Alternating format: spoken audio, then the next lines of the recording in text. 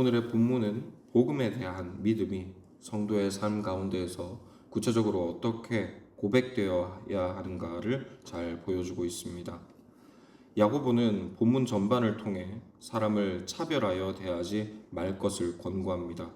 그리고 여기에서 차별이란 이전 번역 성경에서는 사람을 외모로 취한다라고 번역했는데요. 말인즉 이 외적인 조건을 보고 사람을 차별하여 대하지 말라는 것입니다.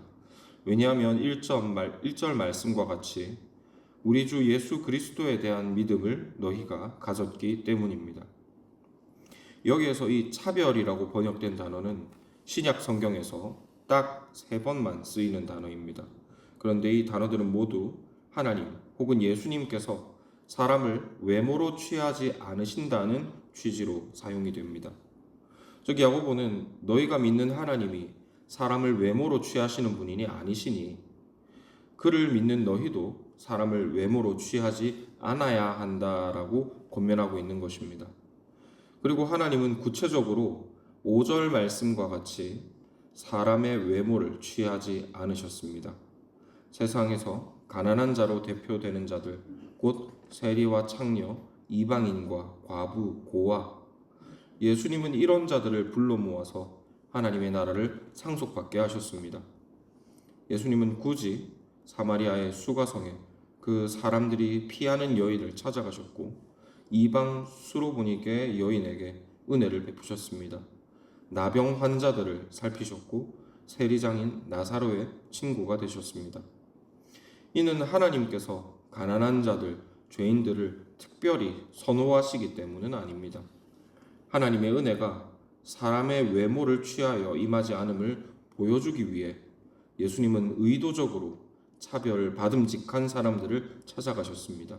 이를 통하여 하나님의 차별 없는 은혜를 나타내신 것입니다. 그리고 이 차별 없는 하나님의 은혜가 멸망받아 마땅한 죄인들, 특별히 그 중에서도 더 깊이 되고 더 부끄러운 죄인들에게 베풀어졌습니다. 그리고 결국 이곳에 있는 이방의 죄인들인 우리들에게까지도 임하게 되었습니다. 그렇기 때문 예수님을 믿는 자는 결코 사람을 외모로 취하여 차별적으로 사랑할 수 없습니다. 이것은 마치 10,000달란트를 탕감받은 종이 100데나리온 빚진 동료에게 빚을 독촉할 수 없는 것과 마찬가지 원리입니다. 우리 같은 이방 죄인들이 하나님의 백성으로 부름받았다라고 하는 것은 하나님의 자비하심이 그만큼 차별 없이 베풀어졌다는 명백한 증거입니다. 만일 이런 은혜를 받은 우리가 사람을 차별하여 대한다면 그것은 우리에게 베풀어진 하나님의 차별 없는 자비하심을 부정하는 일이 될 것입니다. 사람을 차별하는 그 자체로 하나님께 대한 믿음이 부정되어 버리는 것입니다. 그러므로 우리는 우리가 만나는 사람들을 차별하여 대하지 않으므로 자비하신 하나님께 대한 우리의 믿음을 고백해야 할 것입니다. 그리고 여기에서 말하는 사람을 차별하지 않는다는 것은 모든 사람들을 그의 성향이나 처한 형편을 고려하지 않고 모두 똑같이 천편일률적으로 대한다는 뜻은 아닙니다. 외모를 취하지 않는다. 곧 그가 가진 어떤 조건을 보고 사람을 대하는 태도가 달라지지 않는다는 의미입니다. 그가 어떤 죄의 문제를 가지고 있든지 어떤 어려움에 처해 있든지 혹은 어떤 정서적인 어려움을 겪고 있든지 그것과 아무런 관계없이 환대의 태도로 그를 대해야 한다는 것이죠. 이로써 우리 같은 이방 죄인에게 은혜를 베푸신 하나님께 대한 믿음을 고백해야 한다는 것입니다. 그리고 이렇게 고백된 우리의 믿음은 그 자체로 하나님의 거룩하심을 드러내는 복음의 선포가 될 것입니다.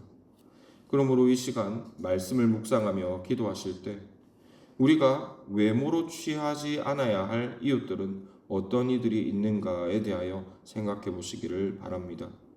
그리고 교회 안에서 교회 밖에서 자비하신 하나님께 대한 믿음을 잘 고백하게 도우심으로 말미암아 우리의 삶이 하나님의 거룩하심을 이 세상 가운데 잘 드러내게 하여 주시기를 기도하시기를 권합니다.